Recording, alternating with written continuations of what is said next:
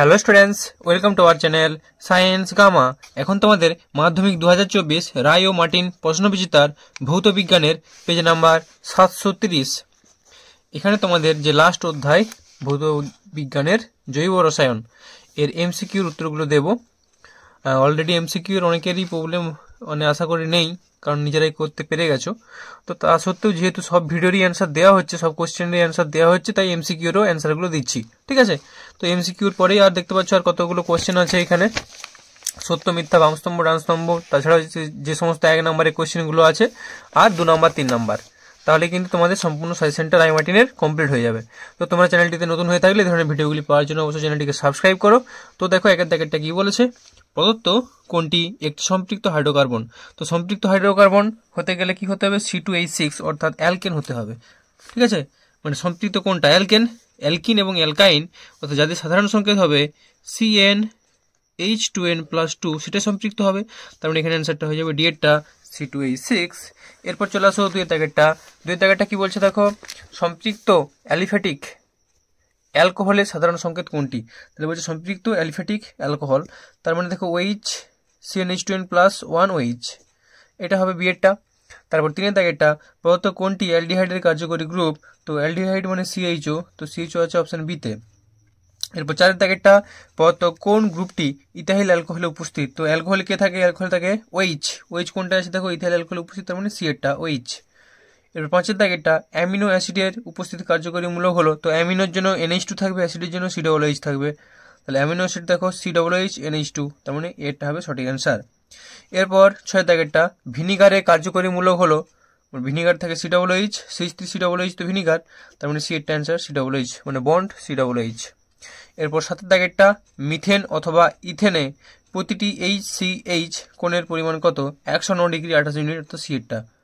আচ্ছা দেখো এখানে বিয়েরটা 109°28' আছে, ঠিক আছে, দুটো একই অপশন করে দিয়েছে। তো এরপর 8 দাগেরটা, ইথাইল অ্যালকোহল ও ডাইমিথাইল ইথারের মধ্যে যে ধরনের সমময়তা দেখা যায় তা হলো, অবশ্যই হবে কিনা কার্যকরী মূলক ঘটিত সমময়তা, অর্থাৎ অপশন সি। এরপর 9 দাগেরটা, একটি সমগণীয় শ্রেণীর পরপর দুটি সমগণের মধ্যে আণবিক ভরের পার্থক্য কত, অবশ্যই হবে 14। তো 14 অপশন কত, কারণ কার্বনের 12 CH2, তো তাহলে কার্বনের 12 হাইড্রোজেনের H2 মানে 2, তাহলে 12 2 14 মানে অপশন সি। এরপর চলে আসো 10 দাগেরটা, ইথানলে সোডিয়াম ধাতুর টুকরো যোগ করলে উৎপন্ন হয় কিনা হাইড্রোজেন H2। এরপর 11 দাগেরটা, একটি জৈব অবিশ্লেষ্য পলিমারের উদাহরণ হলো, এটা সবাই জানো, পলিথিন।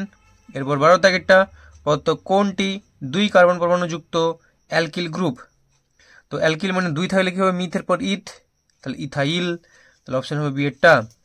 এরপর 13 দাগেরটা, প্রোপাইন যৌগে হাইড্রোজেন পরমাণু সংখ্যা কটি। তো প্রোপাইন আইন মানে কি হবে, CnH2n-2, তাহলে প্রোপাইন যৌগে, প্রোপাইন মানে মিথ ইথ প্রোপ, মানে কার্বন এখানে কটা আছে, 3টা, তাহলে হাইড্রোজেন পরমাণু সংখ্যা কত, CnH2n-2, অর্থাৎ 3 দিয়ে 6 - 2 করলে 4, তাহলে পাবো আনসার হচ্ছে বিয়েরটা 4টি।